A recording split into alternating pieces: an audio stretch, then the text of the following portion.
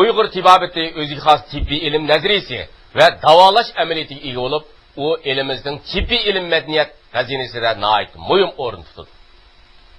Uyg'ur tibbiy ilm xizmatchilari uzoq asrlik tarixiy taraqqiyot jarayonida o'ziga xos davolash usulini yaratib, elimizning tibbiy ishlari va sog'liqni saqlash ishlarida nihoyat muhim rol o'ynagan.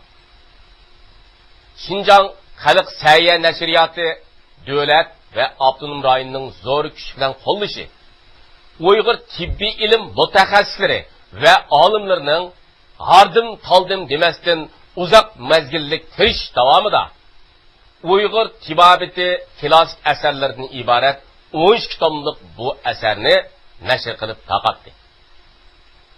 Bu asar avtonom rayon shundaqla davlat axborot nashriyat bosh mahkamasining e'tirof qilishiga va qoyilligiga erishdi. Tövende biz Uyg'ur tibobati klassik asarlari ustida elib berilgan suhbatimizni ko'rman do'stlarning huzuriga sunamiz. Bugungi bu suhbatimizga ikki aziz mehmon qadam tashrif qildi. Bular Şinjan Xalq Sayya Nashriyatining boshlig'i, bosh muharriri Fattar Mahmud efendi. Şinjan Uyg'ur avtonom rayonlik Uyg'ur tibobatchilik, dorigarlik tadqiqot o'rnining muavin boshlig'i, oliy muharrir Ihson Emin efendi. Toplagan bilimlarni, tajribalarni qo'shib, uni beyitgan. Uyg'ur klassik adabiyotdan qo'shilib Uyg'urning ushbuvi va ta'riflangan. Shu orqali eng haqiqiy hisobda tibobatchilik madaniyatimizning davom etishini maqsad qilgan. Endi biz kundalik turmushimizda mush tibobatchilik, Uyg'ur tibobatchiligi degan atalg'alarni doim uchratib turamiz endi. Endi siz fatarka mush fursatda mush insonlarda tibobatchilik faoliyatining qandaq boshlanib, qandaq rivojlanganligi, shundaqla Uyg'ur tibobatchiligining ahvoli to'g'riliq qisqacha bir tushuncha berib o'tgan bo'lsangiz. Tarixshunoslar jumladan mushu dunyo meditsinasini izchil tadqiq qilib kelayotgan Rus olimi Paulo tibobatchilik dunyoga insonlar paydo bo'lishi bilan tang paydo bo'lgan deb qaragan. Chunki insonlar paydo bo'lgan chaqda ular har xil tabiiy ofat, kasalliklar ham shu takror o'lim yetim ishlarga uchrashib, o'zlarini jismoniy jihatda qo'dashning zo'rligini bilib, tadrijiy holda tibobatchilik o'zini saqlash choralarini ijod qilgan.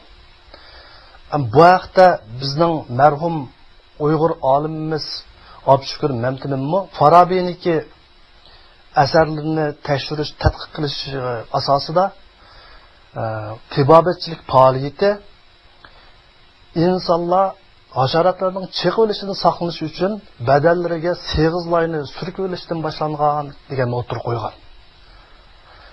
Endi mushu nuqtalardan deb aytganda, shu tibobatchilik dunyoda har qanday bir ilmdan baldur paydo bo'lgan deb qarash bo'ladi. Ham Uyg'ur tibobatiga kelsak, Uyg'ur tibobatimi o'sha Uyg'ur xalqining uzoq tarixiy taraqqiyot jarayonida o'zlarininki amaliy tirishchanligi bilan hayotligini saqlab qolish, uni davomlashtirish ehtiyojlariga asosan o'sha o'z yashayotgan muhitning tabiiy sharoiti, tabiiy boyliqlardan foydalanib, uning tibobatini shakllantirgan, ya'ni ijod qilgan. Ham dunyoning har qaysi joylaridan yiqqan, to'plagan bilimlarni, tajribalarni qo'shib, uni beyitgan.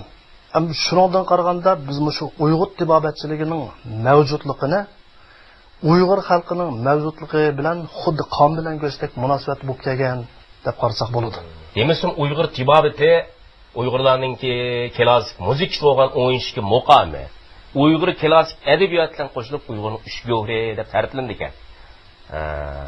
Mushuninki endi shu Uyg'urlarning ushgo'rining bir bo'lib qolishida, shu Uyg'ur tibobat ishlarining qanday? Buni nimani ko'z tutgan bo'lg'ayda xalqimiz? Uyg'ur tibobatchiligi Uyg'ur xalqininki madaniyat meroslarining birisi. Shuning bilan birga u tibobatchilik tadqiqoti yoki bo'lmasa tibobatchilikning davom etishi orqali shu bir millatning yoki bo'lmasa o'pchirsiz yashayotgan qarindosh millatlarga ta'sir ko'rsatish orqali shu bir muhitda yashayotgan, shu bir joyda yashayotgan xalqning tan saqligi kapolat qilish orqali ularning kasallikdan oldini olish, ularning saqligini saqlash, ularning nasl qoldirishi, sog'lom nasl qoldirish orqali avlodlarni ko'paytirishdan iborat bu xil istakka yetishdagi orzusi tibobatchilik orqali ifodalandi. Agar tibobatchilik ilmi bo'lmasa, saqliq bo'lmadi degan so'z. Saqliq bo'lmagandan keyin bu shu qavmningki ko'payishi u vujudga chiqmaydi. Shunlashqa bizning Uyg'ur xalqimiz hamda tibobatchilikni mushu fanlar ichidagi muhim fan qatorida azaldan shunday to'nib kelgan. Qadimdan tortib bizningki mushu Uyg'ur ajdodlarimiz qurgan madrasalarda bo'lsin yoki bo'lmasa bizning oqsoqollarimiz o'zlari shogird tarbiyalash orqali ularga ilm o'rgatishati bo'lsin, tibobatchilikni shuning ichidagi muhim o'rganilgan bir fan qatorida to'nib kelgan.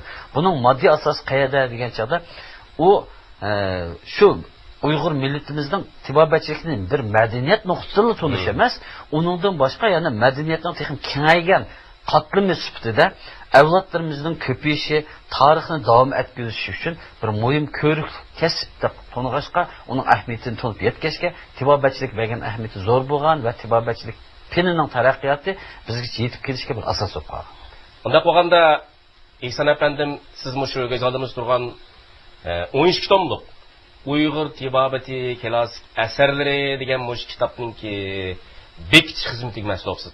Mush kitobni bekitishda endi qanday prinsipni asos qildinglar? Bu kitoblarningki tuzilishida oldi bilan Uyg'ur tibobatiningki klassik asarlar ichidan birinchi qitimda zo'r turkumlab, zo'r hajmlab chiqqan emgak bo'lg'ashqa, oldi bilan qutqizilishga tegishlik va nopuzi yuqoriroq bo'lgan kitobning mazmuni qurilmasi bir qadar mukammal bo'lgan kitoblarni tanlash asos prinsip qilindi. Uningdan boshqa, buningda Uyg'ur tiboblarimiz yozgan kitoblar oldi bilan shu klassik asarlarning to'plamiga kirgizildi. Buningdagi maqsad tibobatchiligimizning azaldan Uyg'urlar ichida bir nurg'un yillik izlanish, tadqiqot orqali yetishib chiqqan bir fan ekanligini isbotlashga bir nazariy asos bilan birga bir amaliy faktni ko'rsatib bera oladi. Uningdan boshqa buningga yana yaqinqi shu 13-asrdan 19-asrgacha bo'lgan Uyg'ur tibobat klassik asarlari zo'r salmoqni egalladi.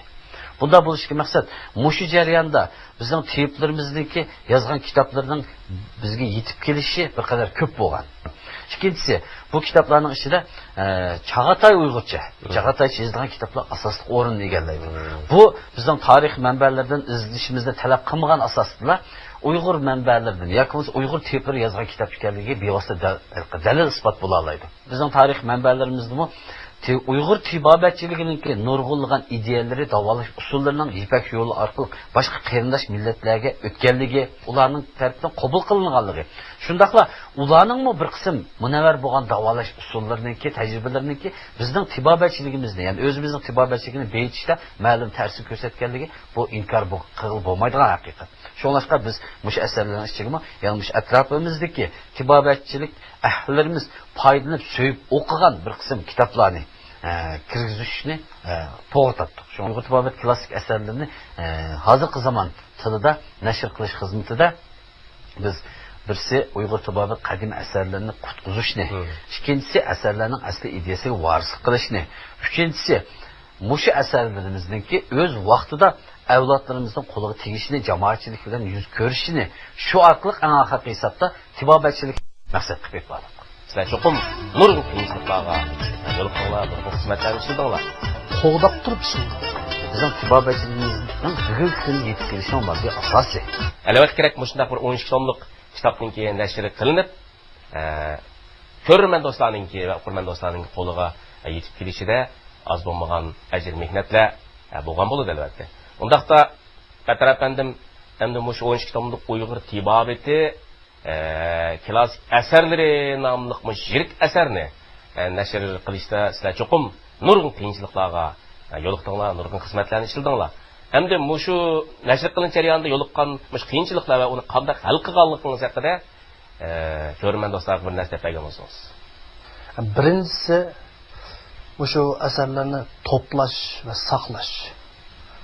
Bu asarlar Gerçi bir kısımları bu şu tadqiqat o'rinlari, Uyg'ur tibobat asarlarini ratlash, saqlash ishg'ollari qatorliq o'rinlarda saqlangan bo'lsa-mu, mutlaq ko'p qismi yani xalq orasida. Buni yig'ish masalasi. Biz bir uchurni anglagan aman darhol shu joyga berib so'zlashib, shu kishilar bilan fikrlashib to'plash asos qatlamga tushib to'plash to'g'ri keldi.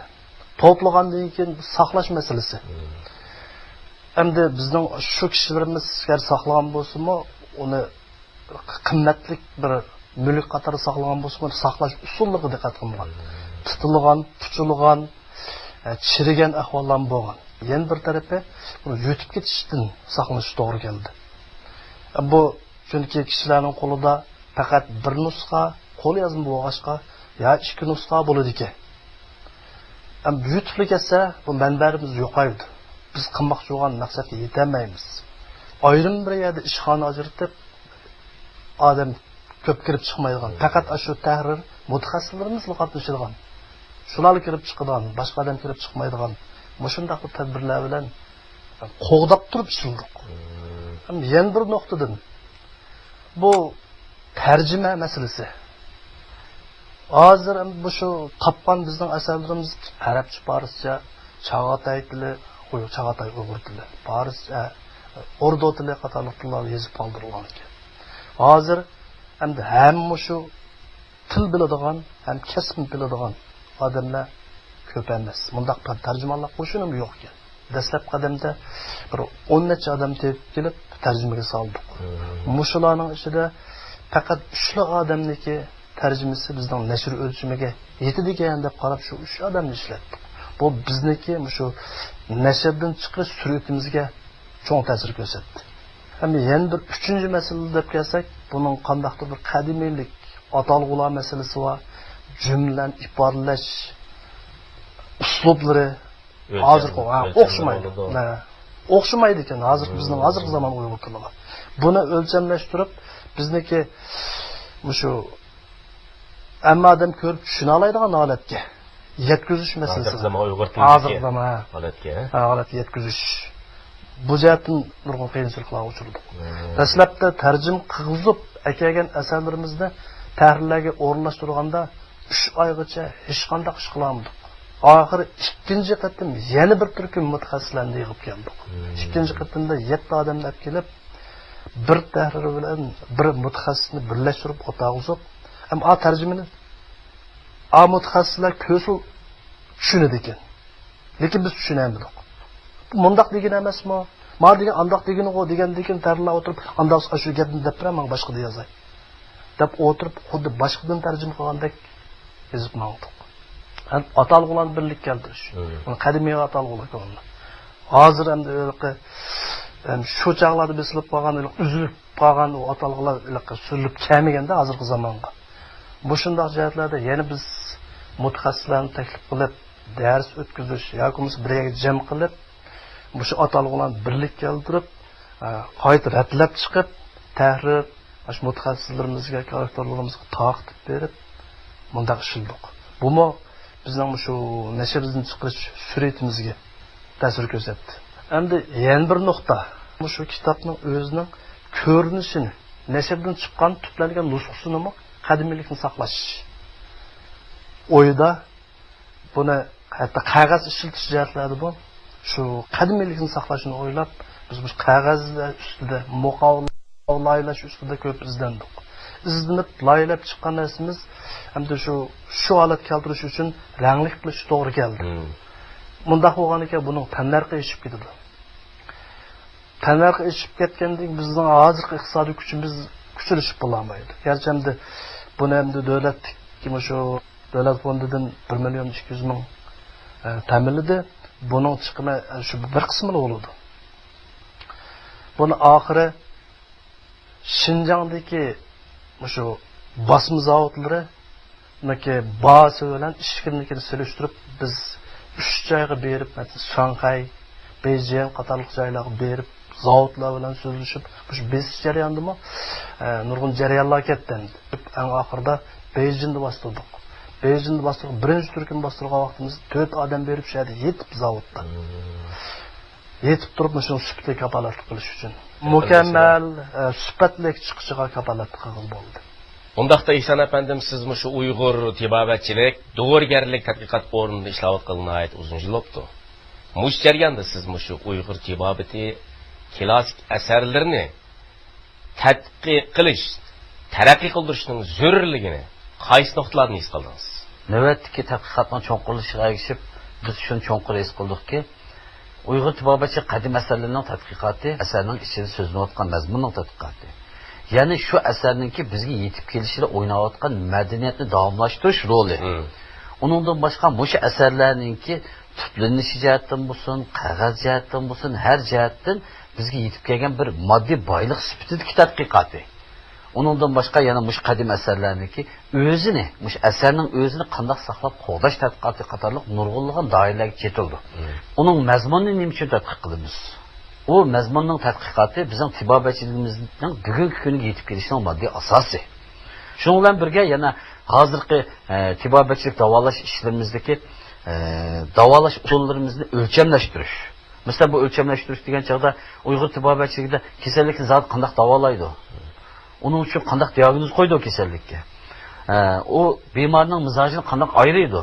Bemorning tomirini tutib kasallikni qanday biladi? Onunğa qaysi dorilarni berdi. Ma'lum kasallikdagi bemor nima dorilarni yeyish kerak yoki bo'lmasa qaysi yemeklarni yeyish kerak, qaysini yemaslik kerak. Kutunish muhit jihatida nimalarga diqqat qilish kerak? Qatorliq nurg'un masalalarni mushu klassik asarlarimizdan izlash orqali bizga nurg'unlagan yangi bo'lgan tadqiqot uchurlari bilan ta'minlaydi. Demak, bu bizningki qadim asarlarningki mazmun jihatdagi tadqiqot. Uningdan boshqa mushu qadim asarlarimizningki qo'g'dash tadqiqoti. Bu qanday qo'g'dash tadqiqoti degancha hozir chirish, buzilish, uningdan boshqa uningki qog'oz varaqlarningki kislotalik darajasi eshib ketish, uningdan keyin yo'qolib ketish, qo'ldan qo'lga o'tish jarayonida yo'qolib ketish yoki bo'lmasa hayonkashlar tarafidan elib setilish orqali u o'z qiymatini joriy qildirilmasdan chet ellarga chiqib ketish yoki bo'lmasa boshqa bir foydalanuvchi, yomon g'arazli foydalanuvchilarning qo'liga tushib ketish qatorliq shunday oqibatlarga kelib qoldi. Demak, endi bu yerda qadim masalalarning ichidagi bir qadim asar o'zini qo'g'dash tadqiqoti kelib chiqdi. Uyg'ur tibobat qadim asarlari shunday qutqizish, raddlanish, oldimizda turayotgan shu 12 tomlik asarga o'xshash chiroyli ko'rkamlik holatda jamoatchilikga yuz ko'rish fursatiga erishyapti. Lekin yana qo'g'dashga tegishli nurg'unlagan asarlarimiz el orasida, xalq orasida saqlanib turyapti. Ularning saqlash usuli qatorliq jihatlarda nurg'un masalalar va bu jihatdagi tadqiqotimizni cho'nqurlashtirish to'g'ri keldi. Sizning mushtariyandagi istiqbollaringiz bor. Qadim asarlarimizni hozirgilar uchun xizmat qildirishning muhimligini to'liq berdi. 80 yillardan boshlab Uyg'ur tibobat qadim asarlarini cho'nqurlashdi.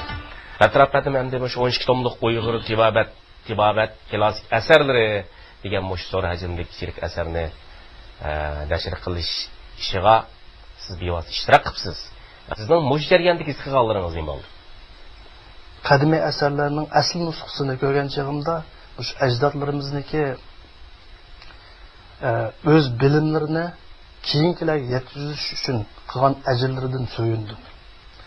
Ham shu tarjimasi tutib nashrdan chiqqan kitoblardan uning ichidagi yangi bilim nihoyatda mazmunliq mo'l mazmunlarni ko'rganimda ondan şu bizniki şu ajdodlarimizning aql parasidan tegim so'yindim. Shuning bilan men şu Uyg'ur tibobat asarlarini nashr qilishga bo'lgan qizg'inligim tegim ochdi. Qadim asarlarimizni hozirgilar uchun xizmat qildirishning muhimligini to'lib yetdim. Hozir yana davomli ishlash maqsadida biz yana to'playapmiz.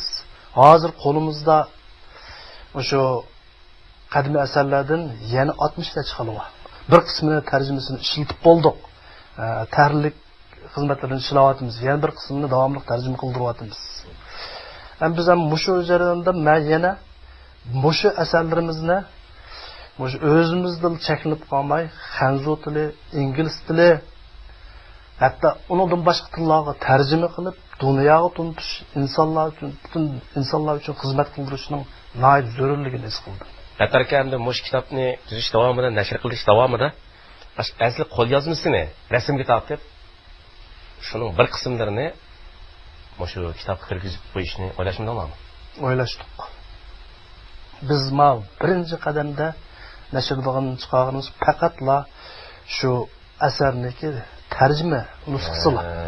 Biz ikkinchi qadamda faksimil nusxasini yonga berib, uni rasmiy bekitmadik. Bir o'zimiz shu tadqiqot o'rinlari bilan maslahatlashib chiqmoqchi. Oldimizda yana bir qism asarlarni tayyorlayapmiz.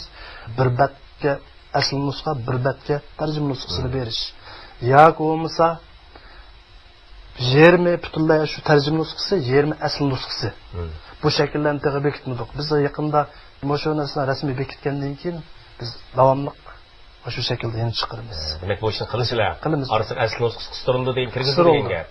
Uningdan boshqa mushu asarlarni yo'qolib ketishini oldini olish uchun yaqinda yana biz shu asarlarning asli bitim o'z bitim saqlash qiymatini nazarda tutib yana bir nashrdan chiqarmoqchi. Ehson apandim hamda shu Uyg'ur tibobat klassik asarlardan iborat bu qimmatlik madaniy merosni to'plash, ratlash, qizish xizmati qachondan boshlangan? Hozir to'plangan asarlarningki yil davri qachondan boshlangan deb qarashga bo'ladi. Tibobatchilik qadim asarlarning tadqiqotini shu ajdodlarimizdan boshlab hisoblashga tamoman bo'ladi. Endi bizning yaqinqi zamondagi tadqiqotimiz yoki bo'lsa hozirgi zamon Uyg'ur tibobat qadim asarlarining tadqiqoti ustida to'xtalgan vaqtimizda Yangi Jungo qurilgandan keyin 1954-yili markaz shu Jungi tibobatchilik asarlarini qo'g'dashga aloqador bir belgilam chiqargan. Shundan turtkisida har qaysi osonlik millatlarning qadim asarlari bo'lib tibobatchilik asarlarini qo'g'dash xizmati boshlandi deb aytishga bo'ladi. Gavdlik bo'lgani 1980-yillardan boshlab Uyg'ur tibobat qadim asarlariniki ustidagi izlash tadqiqot cho'nqurlashdi. Hozirgi zamon tadqiqotimizda islohot ichib keyin jush urib rivojlandi deb aytsak bo'ladi. Hozir navbatda bu shu degan chaqda Uyg'ur tibobat qadim asarlarining tadqiqotiga nisbatan hukumatimiz intayin zo'r darajada mablag' va siyosat xarakterlik yo'lashni olib beryapti. 6-tomada Tomur haqidan aytishki tushunchalar berilgan ekan. Tomur devrin qo'sh uzun tarixga ega. 13 tom asar faqat mushu xizmatning boshnisini deb qarashga bo'ladi. Undaqda biz bu kitobningki ichiga kirgizilgan bir qism mazmunlarni bir o'qib andan shu yoqdagi bir mulohazamizni qilib baqsaq. 4-bob Tomurning turlari. Tomurning turlari 7 xildir. Birinchisi yurak bilan tomir oraliga qarab ayrilgandir. Uni tomir harakatini izlagay. Uning turlari uzun, qisqa, keng, inchka, cho'ng, kichik, egiz, past, mo'tadildan iboratdir. Ikkinchisi tomirning quvvati va harakatini izlagay. Uning turlari kuchlik, ojiz, mo'tadildan iboratdir. Üçüncüsü, tomirning uzun, qisqa, tez, asta ve mo'tadildan iborat 3 xildir. Dördüncüsü, buni tomirning vaqti ve to'xtashidan izlagay. Beshinchisi, tomirning kayfiyatidan izlagay. So'g'uq, issiq, qattiq, yumshoq ve 5 xildir. Oltinchi turini tomir ichidagi qonga aralashgan ruhdan izlagay.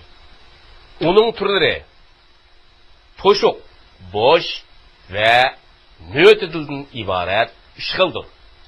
7-si tomir harakatining tez yoki agirligidan izlagay. U tez, qarama-qarshi, tartiblik, ritmlik, ritmsizdan iborat 6 xildir. Ritmsizni arablar raddiya ul vazni deb atur.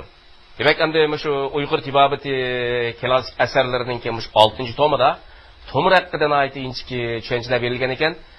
mush Uyg'urlarda shu tomir tutishdan iborat bu kesal ko'rish tarixi nechinchi yillardan boshlangan. Buningki shu boshlanib hozirga qadar aralıqda buningki shu tomir tutishninki shu kesal ko'rishdagi roli ahamiyati zot nagacha bo'shaqda birinde paygon olsanız. Uyg'ur tibobati klassik asarlardan ve bizga yetib kelgan yozma manbalardan qaragan chog'da Uyg'ur tibobatchiligida tomir tutib diagnoz qo'yish usuli nihoyat uzun tarixga ega. Oldimizda turayotgan bu kitoblardan ilgirki tarixlarga nazar solsak, bizningki Uyg'ur ajdodlarimiz islom diniga kirishdan burunqi bizga yetib kelgan vasiqalarimizdimi, yozma xotirlardimi tomir tutish bilan shug'ullanganligi haqida ma'lumot bor.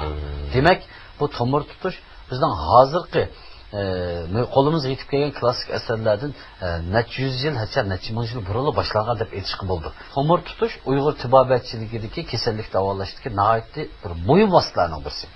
Tomir tutish ve tomirning turlari haqida tabiblarimiz intayin burunlab bu ko'plagan ijtihodiy tadqiqotlarni olib borgan. Nima uchun mushundaq ilg'or saymonlar, ilg'or davolash, diagnoz qo'yish apparatlari doktorxonalarimizga nurg'un turkumlar kirib bo'lgan zamondami, ya'ni tomir tutish o'zining ahamiyatini yo'qotmadi degan bir nuqta bizning xalqimizni qiziqtirishi mumkin.